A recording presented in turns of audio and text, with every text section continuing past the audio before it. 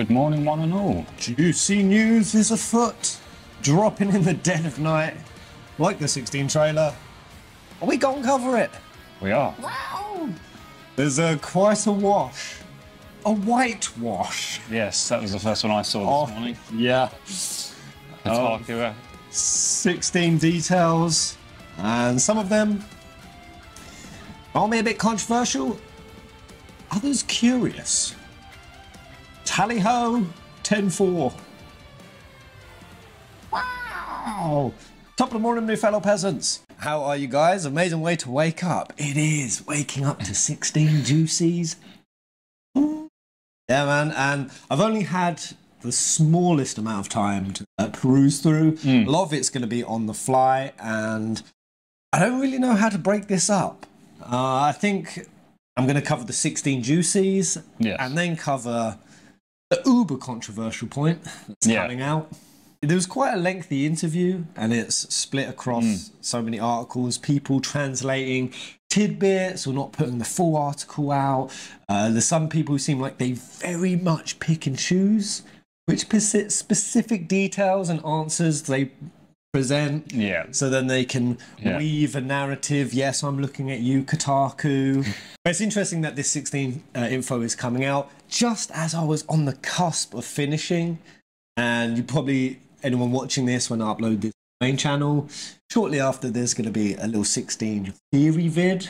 Whilst walking through the Kuala Lumpur jungle, looking good. We had a big chat, and actually this interview confirms some of the things that we were postulating.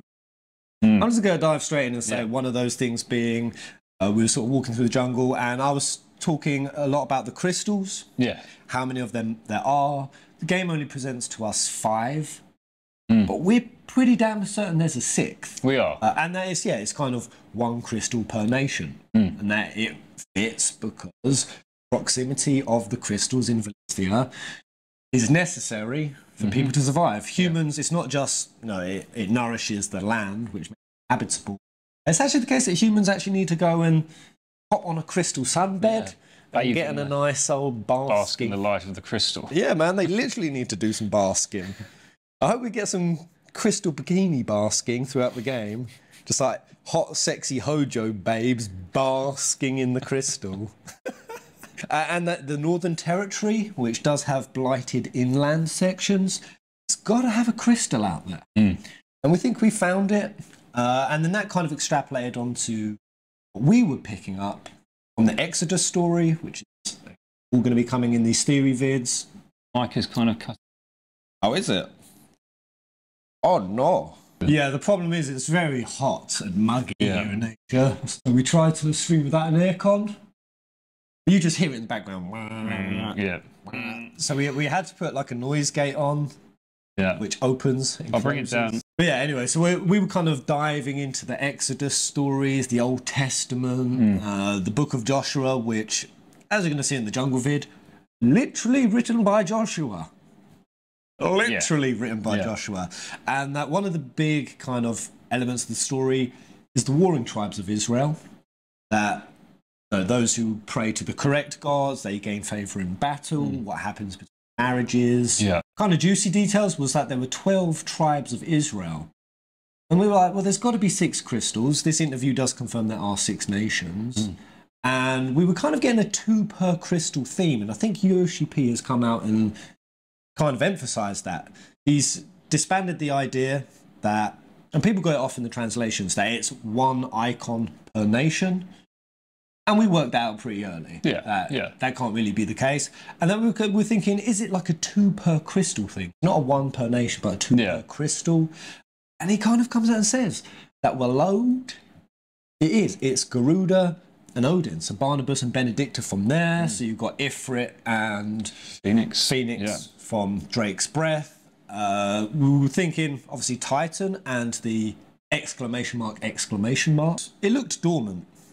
When Clive, as Ifrit, throws a fireball at it, it kind of looks like he's throwing it into the side of a mountain.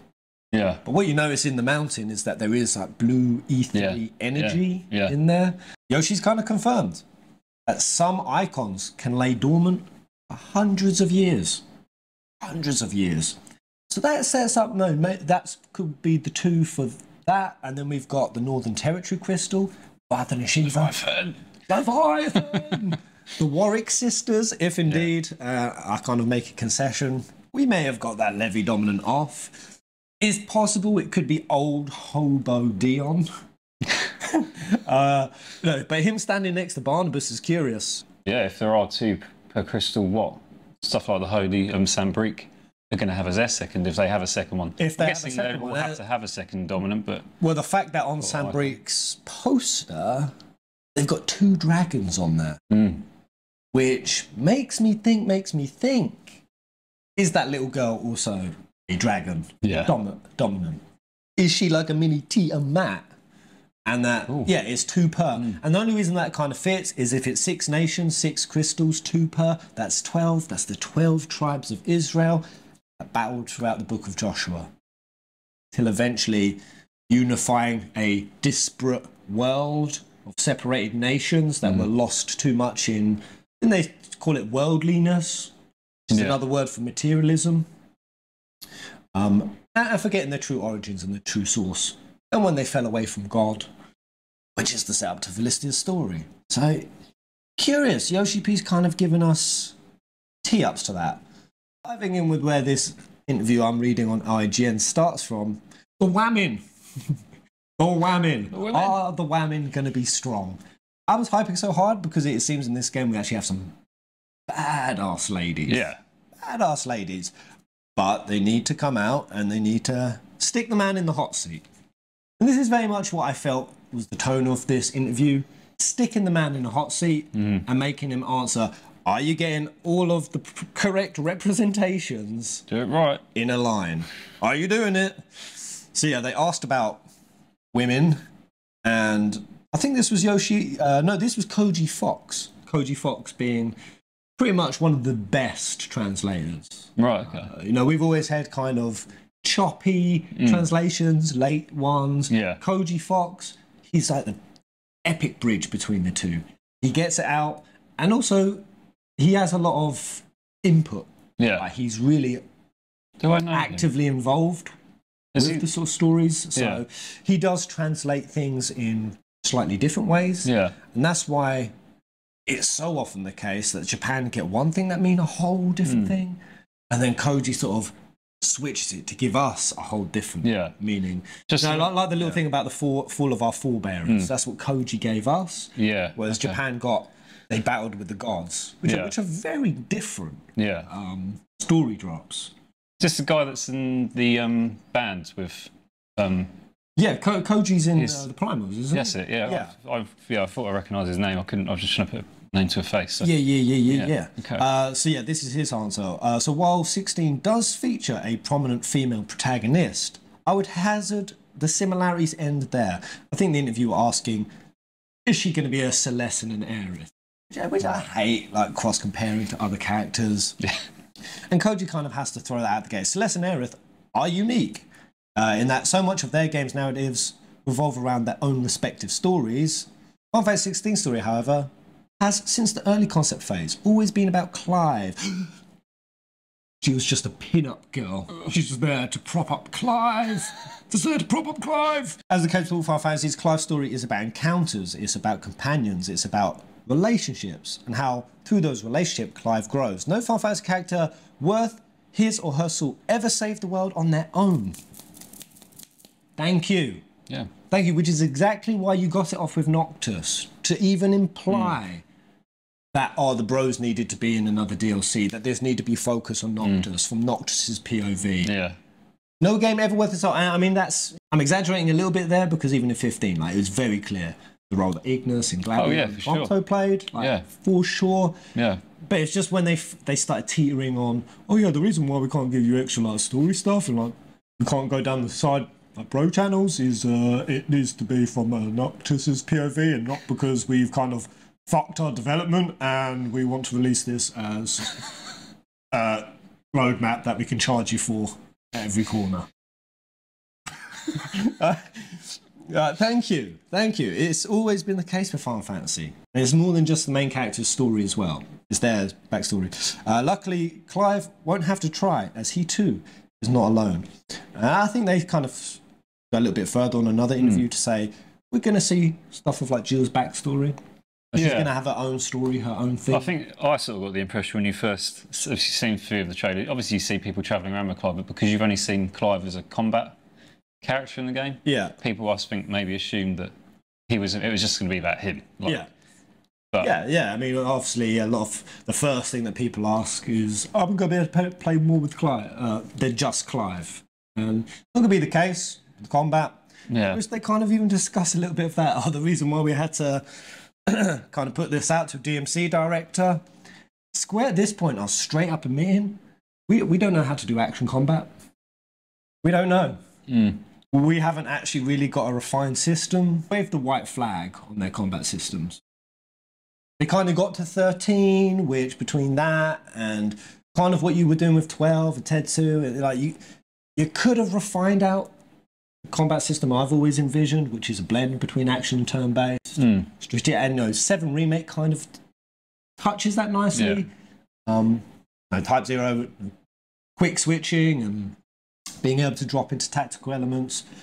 I don't know, I just feel like Square Enix could have got there so much quicker and could have their own kind of system refined by now, but at least they admit it, right? Yeah. At least they admit it. But yeah, we kind of also see, and we'll speak about it in the jungle video. Man, we sweated so hard in that video. I thought I was going to pass out. I honestly did. Really cool thing that we do see with Jill is it does seem like we're going to go on her little side mission. We see her fighting at the steps of the Iron Kingdom, the people who enslaved her. I bow to no one. So she's going to do her thing. Yeah. I am more than happy with how chicks are showing up in this. Would I like more? Absolutely yes. Is there anyone in this chat who has any adversity to there being awesome, badass chicks in Final Fantasy games? One of my favourite Final Fantasies is 10-2. 10-2. It's always crazy to me how even around 15, when the bros came out, how many people going, Final Fantasy, misogynistic as always, as ever. It's like, bros, are you serious? We just came out of the 13 trilogy. Protagonist of the first one, Lightning. Protagonist of the second one, Sarah. Third one, purely chick. Even in 12, Ash was the main one. Yuna's basically, well, she's the main chick. We play as Tidus. Yuna is the thing that the story entirely revolves around. Aerith, the most predominant character in it. Cloud is just, he's literally a hollowed out nothing burger half the game. Yeah. Well, even between Tifa and Aerith, they are the centre of the story. And then when you start going back even further into Rydia and Terra and Celeste, there has been no point in Final Fantasy where chicks haven't led the games hard. Hard. Yeah, even going back to 10, I've sort of... But even though Tidus was the sort of main character in that at the start, like, he didn't outshine anyone in it. Like, that's it. That's it. They wrote it in a way that it was... Every character had their part in it, and even characters like Kamari actually had a part. But I thought all the women in that were very strong. And that's always been the case. Like, it's never really just seems that the women are there to prop up the male MC. So why this keeps getting propagated about, that this is a crime that Final Fantasy does often, it did it. Like once, in 15, right? There's no doubt about it. And that's why I hate that game for. It's what I hate most. Luna Freya was there for no other reason than to prop up Noctis. And she got hardly any screens. And no one liked that. There was no fan whatsoever. It was like, I'm happy with what they did with Luna. I'm happy. No. And the 15 DLC could have saved that. It really could have. Yeah. It's funny, like a game does something once and people come out and they talk about it like it's systemic and so prevalent. When it's not. Do you think this is a problem? Like, I say problem. The articles that get written are often by Western companies. Do you think this is something that happens in Japan? Like, do you think when Square release stuff like this, they get companies coming out also and you need to make more powerful women in it? I feel like here in the West, we have more privilege and therefore more time on our hands. And therefore, and it's kind of both a pro and a con, we start getting into social dialogues, like hyper-focusing on it, way sooner than the rest of the world starts getting to it. So then you've got some Asian and South Korean or Japanese developers, and suddenly you get a bunch of Western people come over and they're like, this is the hot topic we're talking about here in the West. What are you doing about it? Yeah. And I can imagine it's just like, whoa, like, Jesus, man, it happens too often as well. We're just making the kind of games that we like. But anyway, we'll discuss that whole ballpark on the next part. That afterwards. All right, next question. So, can you talk about the rules of the crystals in 16? How they are both similar and different to previous games in the series. Still such lame questions, but okay. So this is Hiroshi Takai. I believe they are similar to crystals in previous installments in the way they are crystallizations of ether, the source of magic. 16 people mine the crystals and consume them as though they're deposits of resources, like oil, perhaps you could say. The way that the crystals are portrayed as a vital and familiar part of people's way of life is something that's distinctive about their depiction. Final Fantasy 16. The nation of Valistia conduct large-scale wars over these crystals, something deeply connected to the story. I'd be excited to discover more. Yeah, I mean, I think we get that, and I think it's actually kind of cool that they're placing so much emphasis on crystals being a resource. Having a rant about that NFT thing.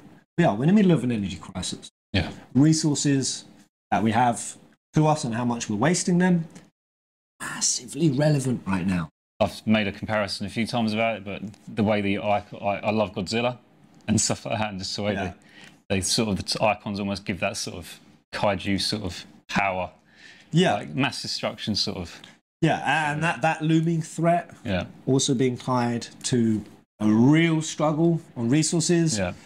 Big, because I don't know, I didn't ever think I'd be a doomer, but I'm getting there, man. There's a reason why I want to buy my Quinton, my little farmstead, my little off-grid, self-sustained kind of acreage of land. Because I'm telling you, when you look into it, and the wars over water, it could be happening when the Middle East becomes too hot to inhabit. The concrete is melting over there. Yeah. They're hitting temperatures where the actual concrete on the roads is melting. You think the Syrian refugee crisis was a thing? Wait until that whole part of the world has to start emptying out. That's a little ways down the line. That's before the war over oil. That's going to come first. I mean, you could say that's already here. Yeah. Everything's starting to plunge into recession. The American Fed just came out, printed another quarter of increasing inflation, hiking rates even higher, which is not gonna bode well. I think it's 4 consecutive months of printing higher inflation. Got a housing crisis in the UK. Yeah, we talked about the cost of living. By the time that this game comes out, it could be real relevant, even more so. And that's going to be summer. Yoshi-P takes it so seriously. If something has to be even delayed a week, he will come out and he will explain it in all detail. Yeah. So when he says it's coming in summer, I believe him, and we're not going to get delays. And especially because 15 is 95% complete. Wow. 15? 95. Yeah. No, you said 15 is 95. Do you mean... Oh, 16. 16 is 15% complete, and 95% of 16 players are only 15. This was something I was thinking about with God of War, because I was never sure, once it's gone gold, which gold is after it's done all the brushing up, right? Yeah, so it just has to do performance, rendering, debugging. Yeah. That's usually the last 5%, right? And once that's done, it goes gold. Yeah, and that's, And then I was wondering, sort of, once a game goes gold, when's it ready to sort of ship a Because I have never really known what the process of actually printing them onto discs.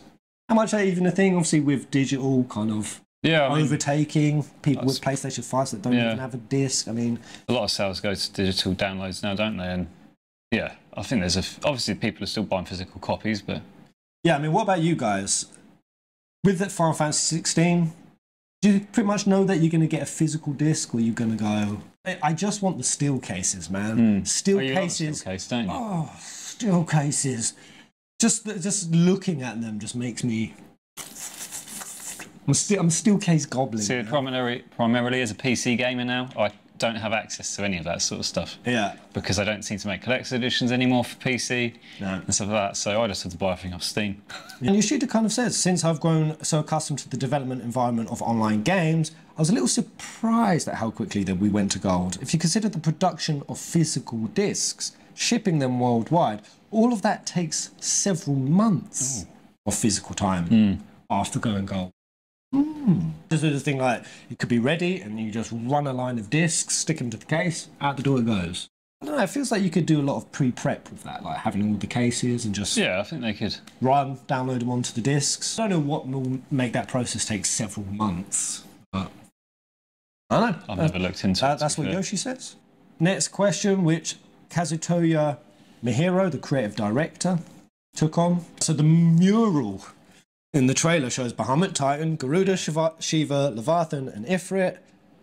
Well, it doesn't necessarily show Ifrit. You're stretching, sir. Yeah. We don't know if the thing at the time. I mean, we do think it's an Ifrit Clive merge. Yeah. But are those all of the icons? Can we expect some surprise summons? 16. Oh, the mural shown at the end of the trailer we recently revealed doesn't recount the story being told in 16. It was painted in an ancient age many eons ago. Oh. Whoa. See, I kept saying that. I said, is it prophecy or is it cosmogony?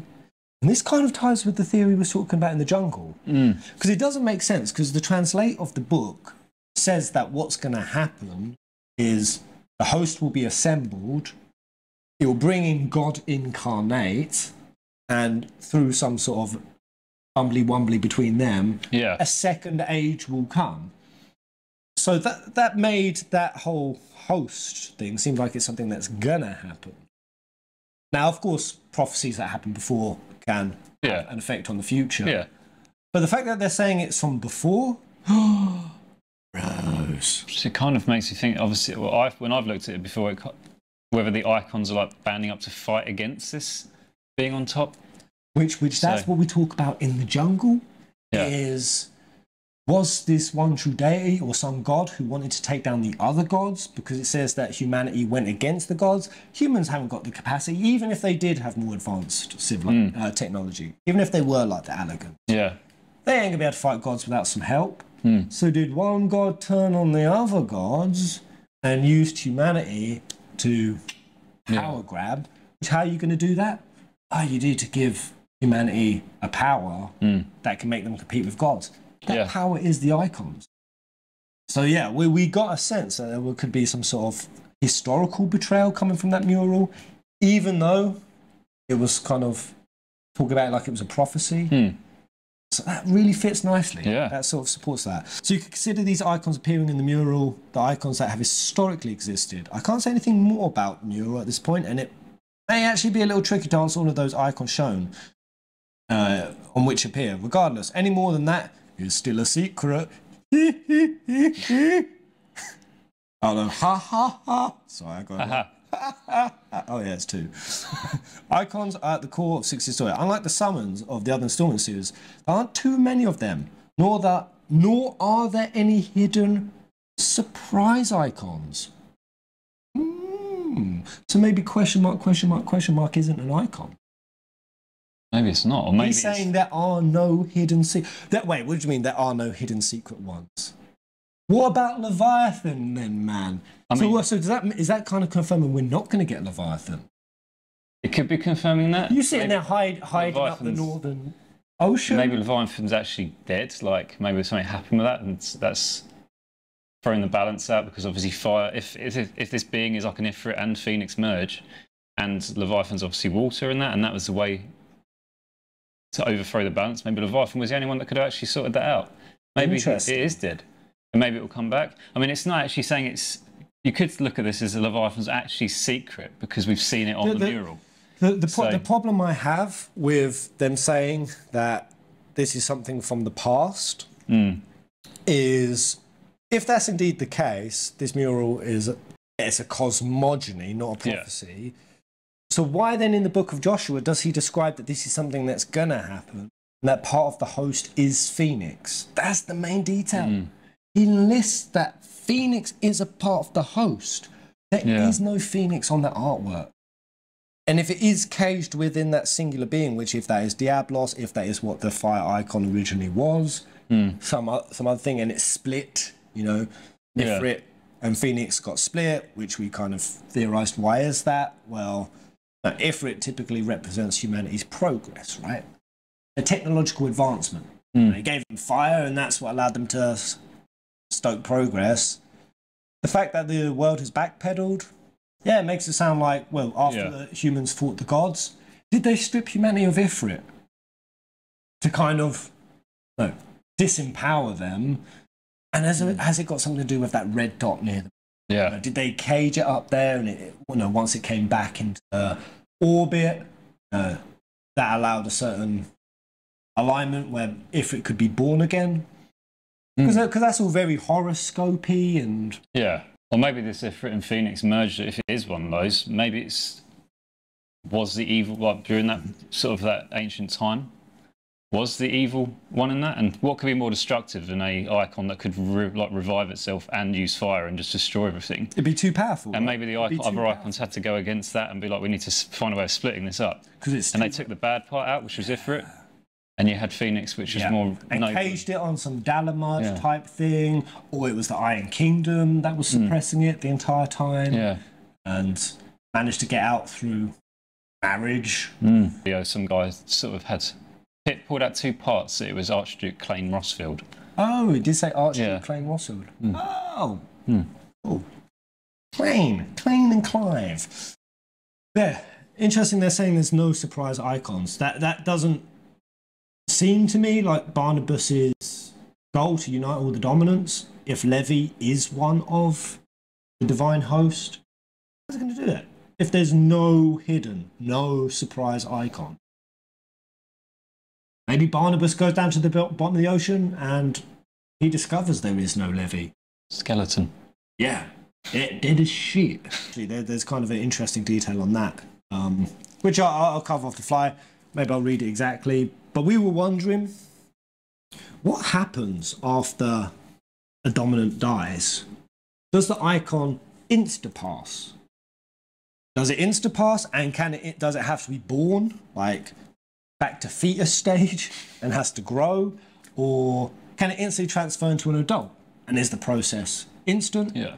Or can there be a delay? We did get an answer on that. Basically, no two dominants can exist for a single element.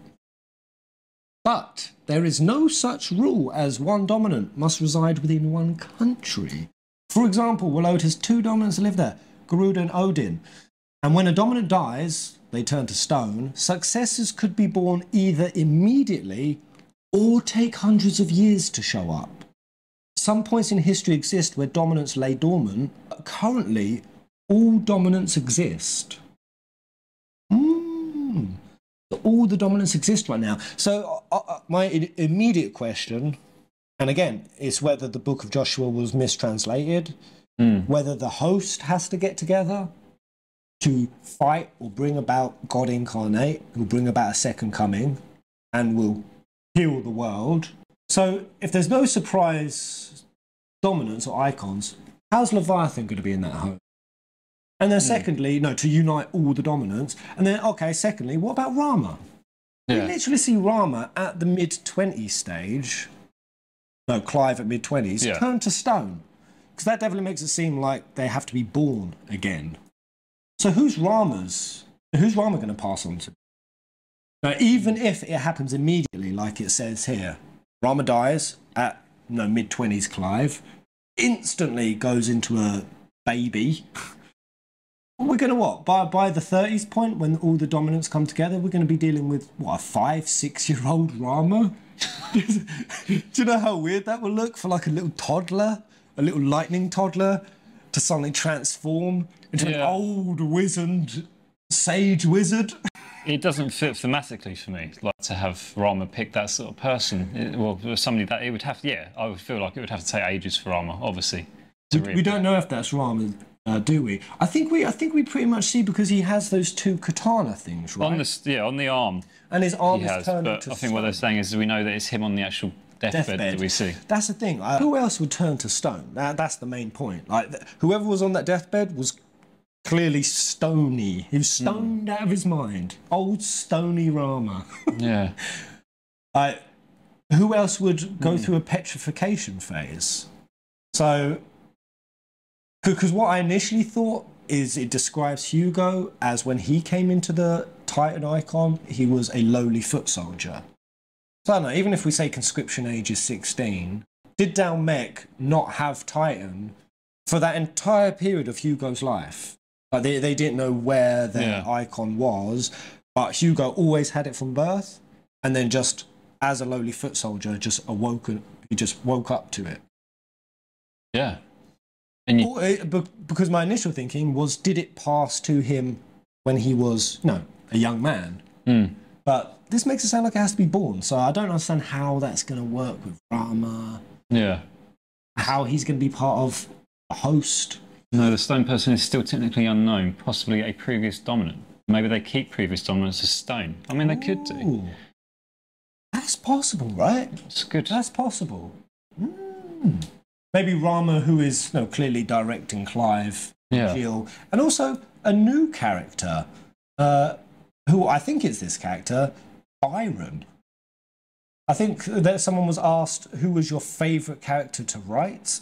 He's not the guy that's carrying I think it is. Jill. I think it's the big dude. The Hodor. I get a vibe he's going to be Hodor. He's going to be the Hodor in this Game of Thrones.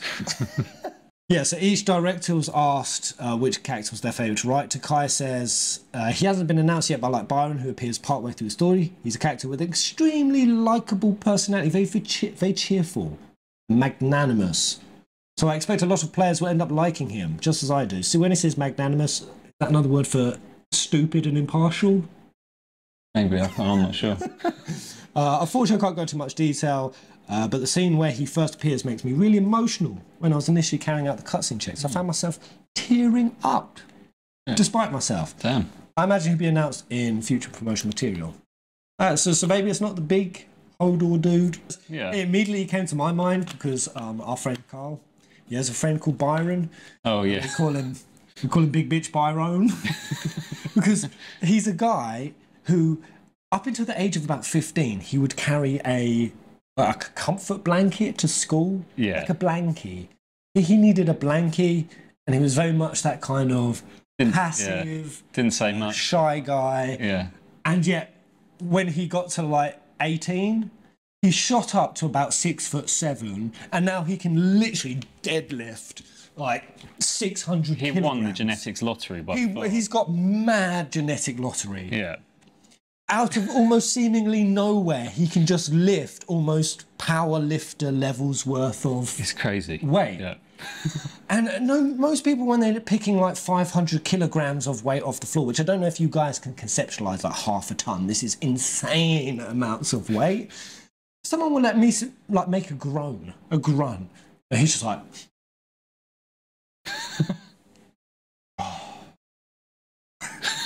hold on.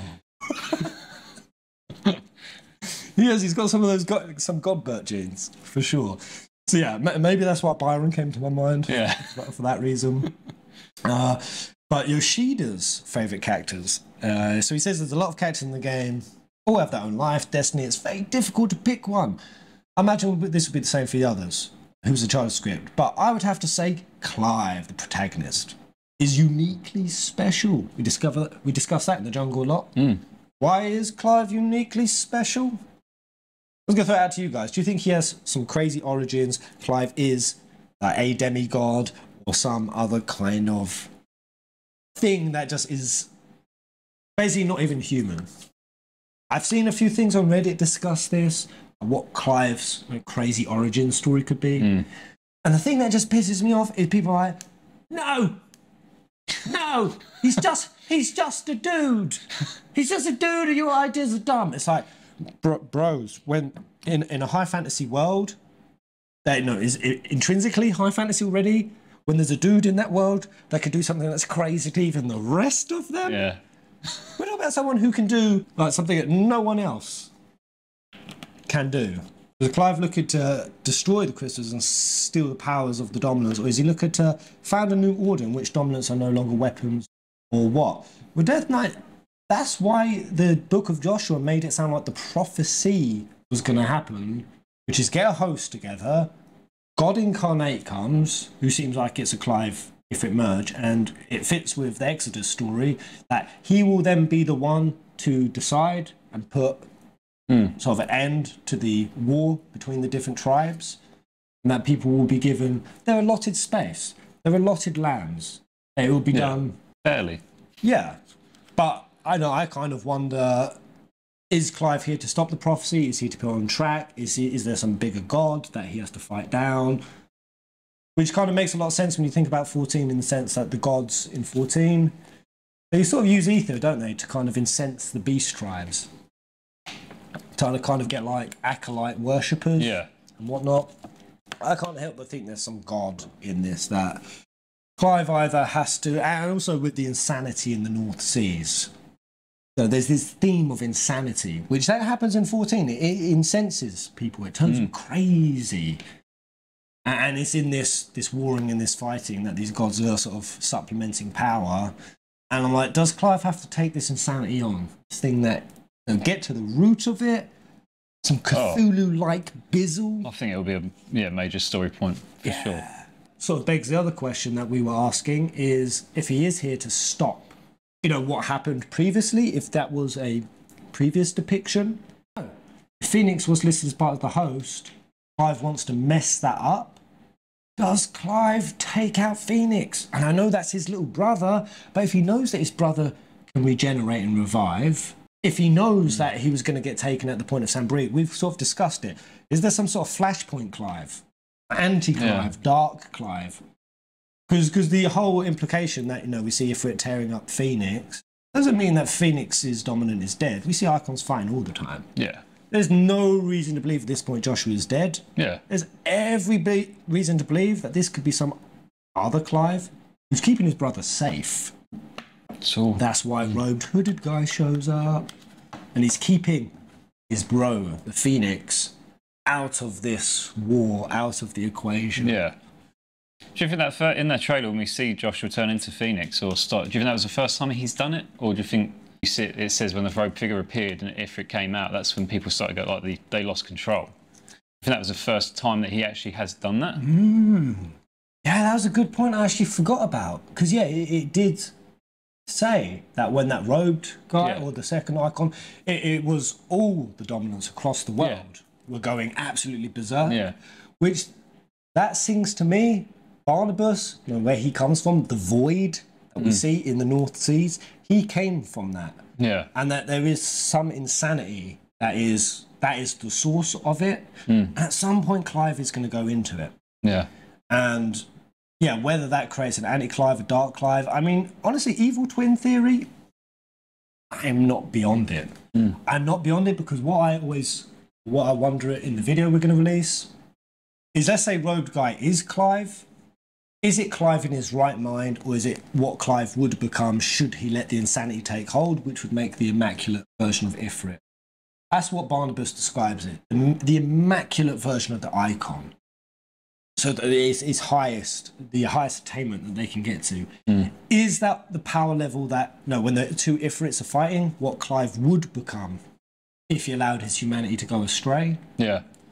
Or is it Clive in the right mind, knowing that he has to keep Phoenix safe? The thing that throws us back and forth on that is whoever this anti-Clive or dark Clive or robed dude is, might not be a Clive at all. Could be someone else, could be an evil twin. He does a lot of things to go at Clive. He goes after Jill, goes after his brother, his kingdom, brands him, puts him in the lowliest band of assassins who are considered scum. It seems real personal, man. And the question is that to stop Clive becoming his higher self? Or is it just the opposite? Is it to propel him faster? You never know. If someone's coming and serving you a massive, shit burger, whether that's there to stop you or whether it's to... Like the fires. Stop the fires, through adversity, through suffering, and that actually this could be someone who's looking to create Clive. Who knows? But anyway, so Yoshida's favourite is Clive. Mihiro's favourite is Clive. He's really the character I've poured the most feeling into. So much so, I'm not sure I'll ever be able to write a better character. Wow. Wow. Let's not shit on him too hard then, guys. Just know that. No, my hero's over here. He's put everything in. So if Clive turns out to be crap, go easy. I actually love characters of the game I really like, but I can't talk about at this point. Alright, who's Koji Foxes? Lots of cats in 16, can't say. Let's close fourth after redacted, and redacted. I guess Koji ends up name dropping. Yeah. And they have to Is he saying cycle his back. favourite bard who sings Clive's exploits? Oh, is there? So, No. Oh my god, a I'm bard. seeing Spoony Bard. Originally, the MP was simply supposed to recite vague poems, depending on where Clive happened to be. But we thought it would be fun to have him sing the lines in true Spoony Bard fashion. excellent. Wow! Wow! We've got a Spoony Bard! Edward's back! Oh my god! It's so weird considering I was just, as we're walking through the jungle talking about this, Yeah. I kept playing the Witcher Bard. Toss a coin to your Witcher. Toss a coin to your Witcher. Yeah. When a humble bard grifts the ride along with Clive Rossfield of Rosaria. Along came this song. That is so funny. I was singing that the whole way through the jungle. Oh, that's going to be great. I had to think Clive's actually got one. Okay, so we reached out to a talented voice actor who also happened to have professional training in the bardic arts. Ian McKellen. It's Ian McKellen. Ian McKellen. Who the hell has professional training in the bardic arts? That's the thing. We had him do two versions of each, a spoken one and one expertly crooned in ye old style. Assuming that we'd probably just end up using the former. However, when Mr. Soken heard the sung lines, he and his team decided to handcraft a background loop part amazing. for each one. Despite the extra work that meant for them, because we recorded the songs a cappella and tempo pitch was all over the place. The result, however, was so good that all the other voice language, Japanese included, decided to follow suit. Wow. Wow!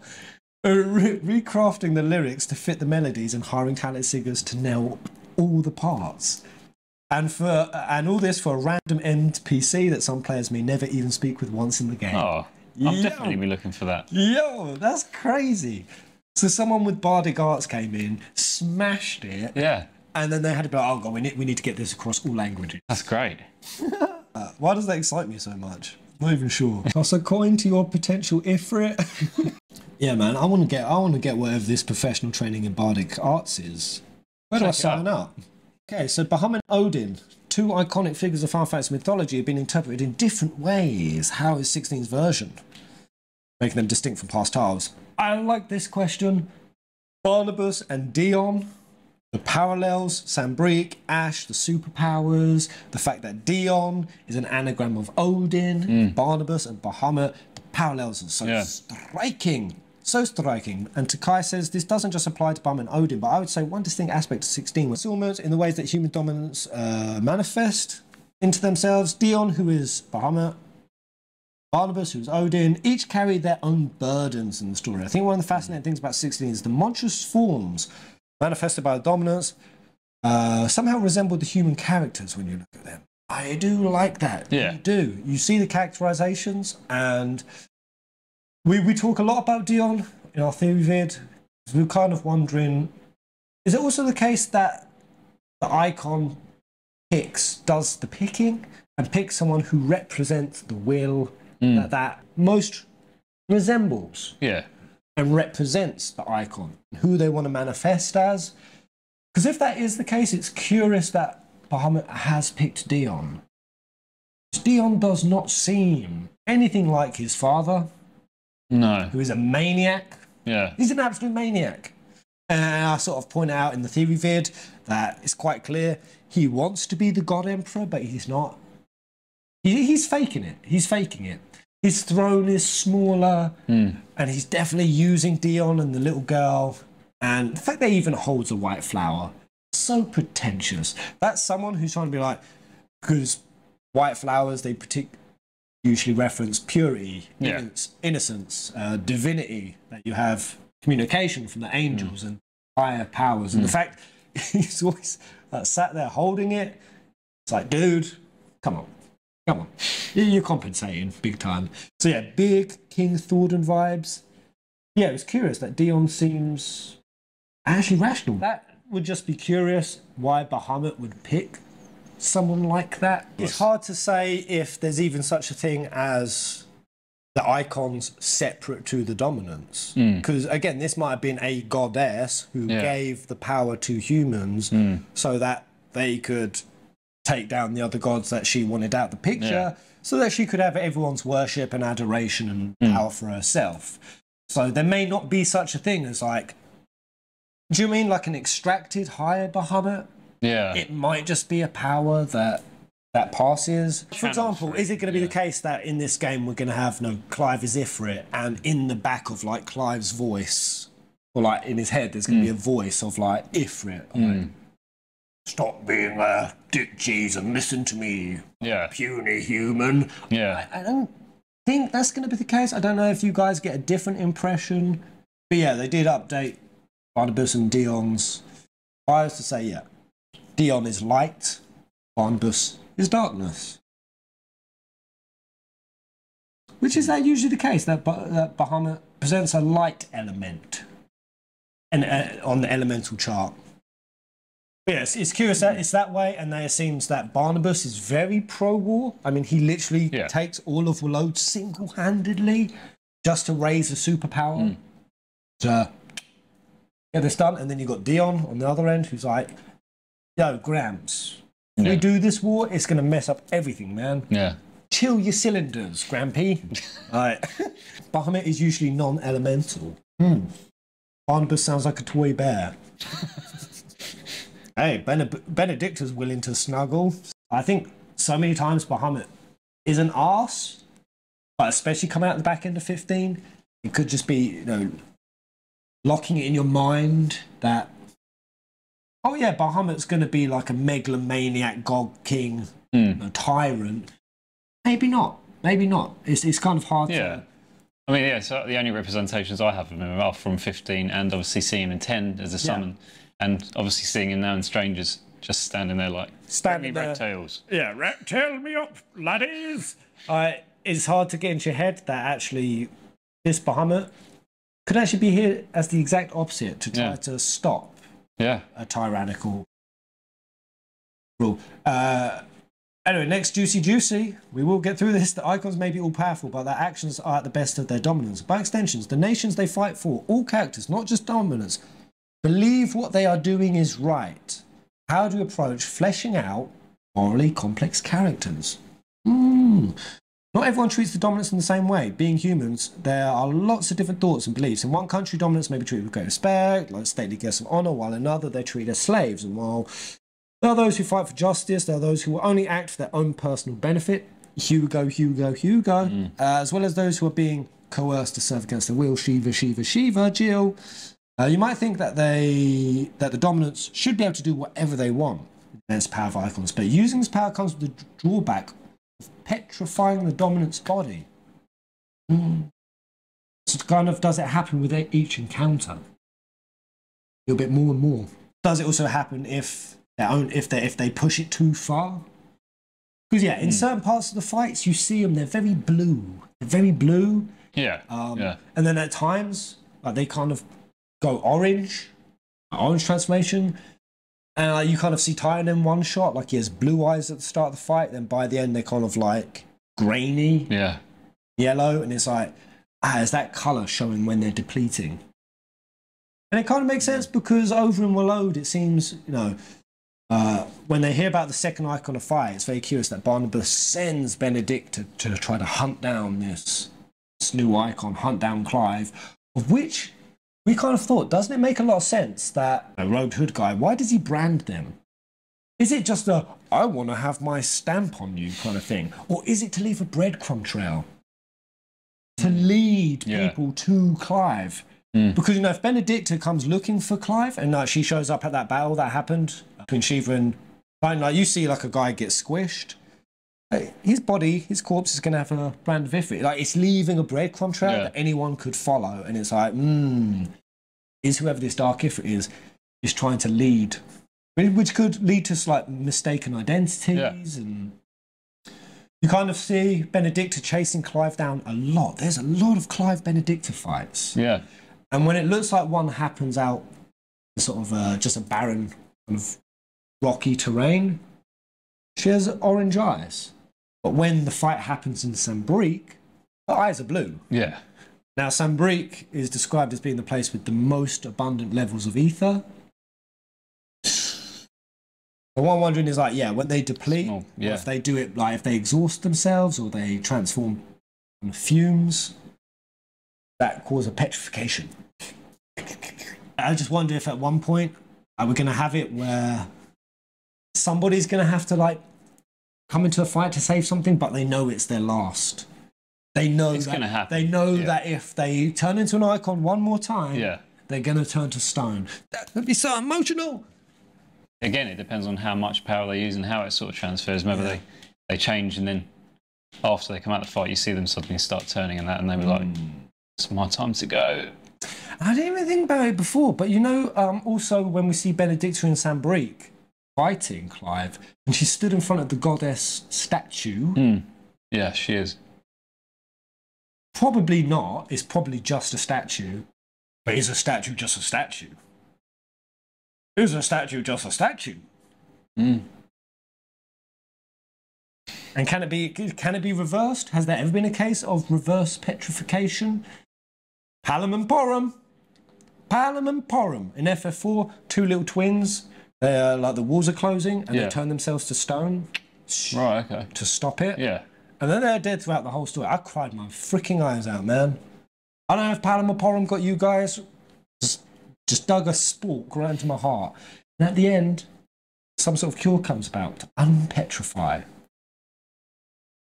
Could that release the god? Is the goddess actually in that freaking statue? I don't know, man. I don't know. It's possible, right? So yeah, petrifying the dominant's body. This gives rise to turmoil faced by dominants who cannot act as they wish, as well as shaping the relationships they have with their aligned countries and the people surrounding them. The character of each dominant has been created by depicting the situation they find themselves in, their personal will, their personal will and ideology, and the conflict that arises from these factors. That's cool, that's cool. I mean, it makes sense that their personal will is kind of involved. Yeah. Whether it's their own will that's doing all of it, or whether the Eikons actually have a will as well. Yeah, it'd be interesting to find out. Are there any learnings from structuring and writing 14's Heavenward storyline and characters that you've brought to the building? That you've brought to building at 16s. It's so hard to read. So Koji Fox says yes and no. There's a lot of Heavensward in here. There's a lot of things you can pick out. So yes and no. First and foremost, the 14 War of Light being a silent protagonist is greatly affected how scenes could be written. As a result, most 14 cutscenes involved other people talking to you. The burden to relay important information falling almost solely on NPCs. But for 16, having Clive be an active part of every conversation changes a lot about how we're able to relay info to the players. Cutscenes are definitely more dynamic in that sense, with the addition of high-quality facial capture to a lot of scenes, allows opportunities to relay emotion, meaning via expression rather than acting dialogue. We got that massively from just Dion's face when he's talking to his... Like, we'll breed more citizens. And you see like Dion with this like complex face of just like... It's kind of disgust and it's pain, but then it's also kind of, I have no choice here. I'm going to have to do this. I'm going to have to go into... Like, just some faces that just paint 1,000 words. Yeah. I love that. So yeah, that's cool. Differences in genre also affect our approach. With an MMO such as 14, it's also about creating a story that you can extend over 2 years of an expansion cycle. The resulting narrative needs to be a little more compact and standalone, streamlined for this. Heavily action focused, narrative tempo becomes doubly important. While political intrigue can be exciting, it tends to be complex and require a lot of explanation, which can slow things down. This is true, this is true. The political scenarios, tough, which is why you need to make every NPC count. You need to make every NPC that we encounter in these towns count. They also kind of talk about that. Will we be going to every single town? Every single nation? They kind of said it's not going to be as linear as that. Like, we pop to this nation. Now we pop to this. It's going to be a journey. Yeah. It's going to be moving through and lots of little different towns. Yeah, because it's not actually open world, is it? It's more of a linear experience the game, isn't it, from what they said? So yeah. It's not going to be... But what I get from that is it's not going to be linear, like, this is the Walload section. Yeah. And now this is the Sambrique section. You'll visit different places depending, and because the time skips happen. Yeah. And they've said that we're going to see things later down the line. That'd that be they're cool. going to change the town. They're going to show that, oh yeah, this culture, this town that you visited before, things have changed. Yeah. It's not just stayed the same in 10 years, which I love that. I love that because, there's linear. I like doing it linear, but if you do it in that very here, then here, then here, then here, it's... Yeah. There's a way to do linear while also making the world feel like it's something you're dynamically going back and forth between and moving. And you're seeing its growth and change and the way it ages through time. And and that breaks up the linearity, to me, in a meaningful way. Yeah. Yeah, that the world isn't just a linear, static thing. That means so much more to me than, oh, here's a massive fucking open world terrain with...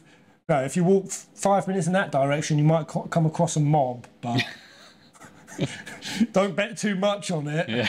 Dropped you in an ocean of, like, landscapes. This is so much cooler. So much cooler. Leaning too much on intrigue and complexity sometimes can cause you to lose sight of the bigger picture, and the game can suffer because of it. As we're creating something that's interactive, we wanted there to be a good balance. Shida-san's core design concept for 16 has always been roller coaster. So a mixture of slow, building a sense, followed by thrilling free falls is a good way to describe how we've tried to deliver narrative. Yeah, they've come back to that a lot, like the fact that that's Koji saying that, and Yoshida said that. We had a few other where they're just like, when it hits you, it's going to hit. It's going to be like, bam, bam. They keep saying it, so it's got to be the case, right? Can you walk us through the earliest stage of concept in the world? Do you start with the iconic elements you want to include, such as crystals and summons, then explore unique takes on those with dominance that leads to organically warring nation states? Basically, how does this thing build up? Mihiro says, from the very start of the project, we decided that 60 we're focused on icons. Summons are an important element, so I thought we'd go to show the icons and get them properly woven into the story instead of being merely spells or skills. That was what led me to start thinking about the question, say there was a world where icons actually existed. What kind of world would it be? It would have to be a world where it would be natural to see a giant summon with your own eyes, and it would have a corresponding history. The next steps are mostly about how I personally approach the creation. I started creating a world map. From there, I built the environment in the world, established the flow of the winds and the rivers, the ocean currents, the placement of the cities. That's interesting.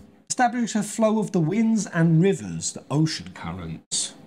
With this as my base, I added the iconic elements from the Final Fantasy series, including the crystals and other elements to 16, that arose from its overall structure, writing the history of the world as I went. Once all of this was complete, we finally arrived at the starting line for the story. Wow, okay. So they really build up the geography first. Laid down the bedrock first for it, I guess. After that, I created a narrative that would always keep Clive at its nexus. I took care to assure that he really feels like the protagonist, not just one character among multiple others. Right, roller coasters, geography, into story, cool. How does this all sound to you guys? Is it taking on the themes and the tones that you were hoping for the next installment? For me personally, it's hitting every point. It's hitting the mark so well. This is kind of perfect to me.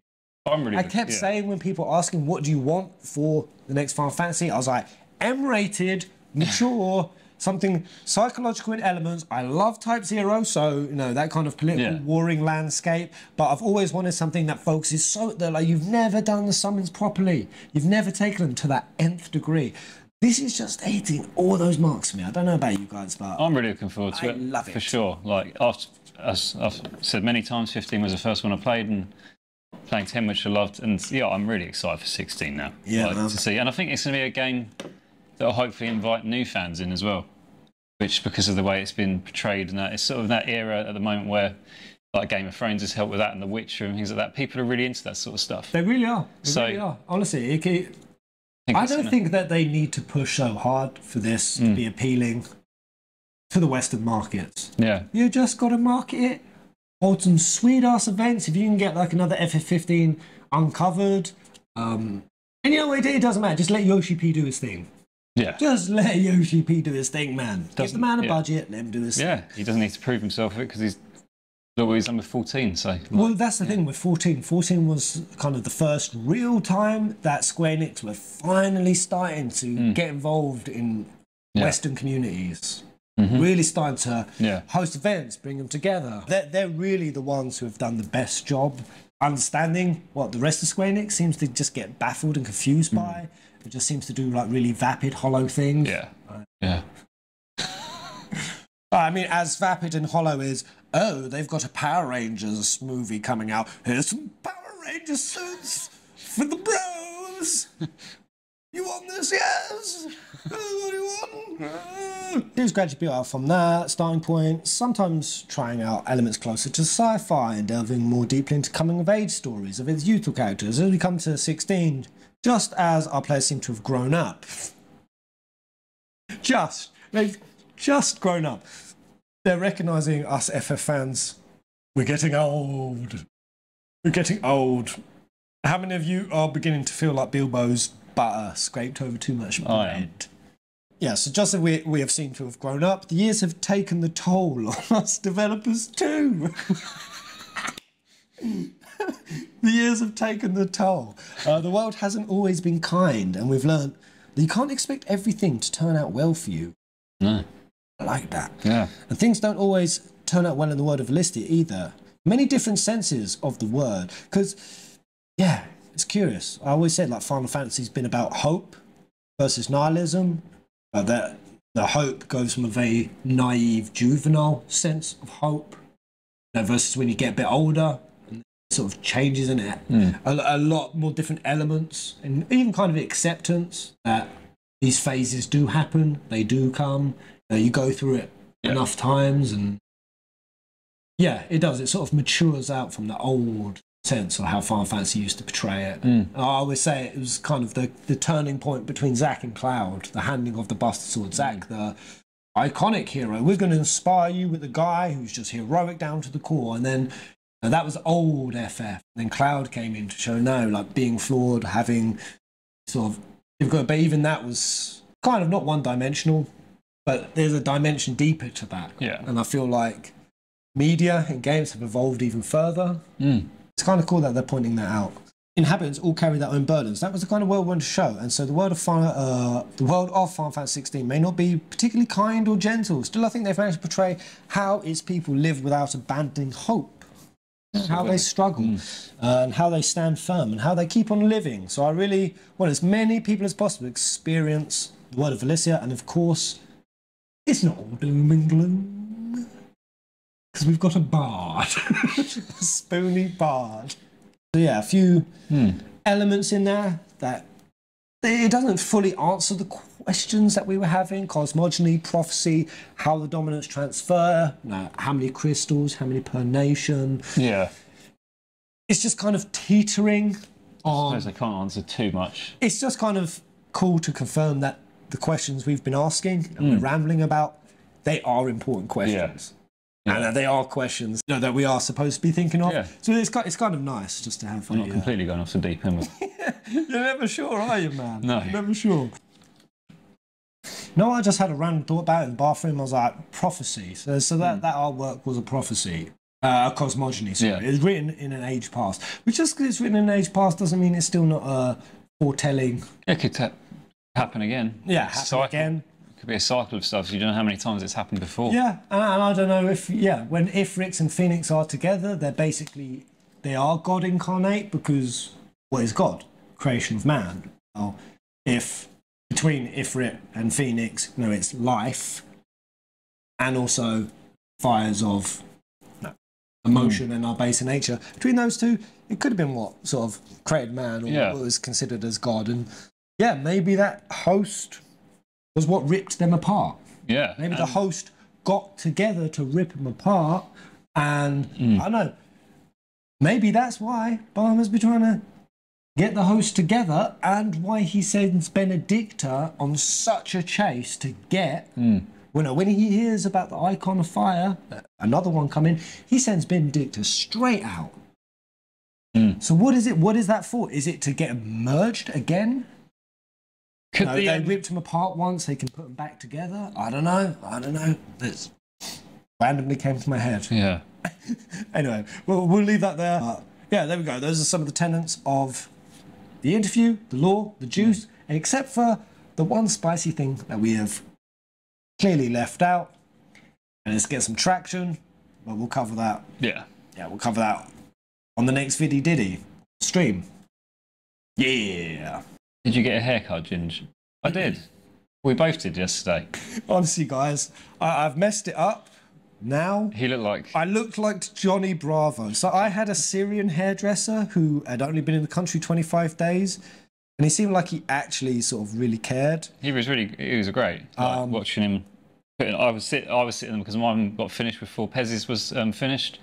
And I was watching him and he was like it was intricate. He was like really taking time with it. He was trying to shape it. Yeah. So this is me with the guy. Look at the shape that he did my hair in. The second I got back, I mean, look at that. I do look like I'm the kind of guy, if you need a dodgy second-hand car to be sold, like I'm going to set up a coffee and backgammon store on some street corner and unsolicitedly harass women. It's that skateboard ramp. It does. It's a Johnny Bravo haircut.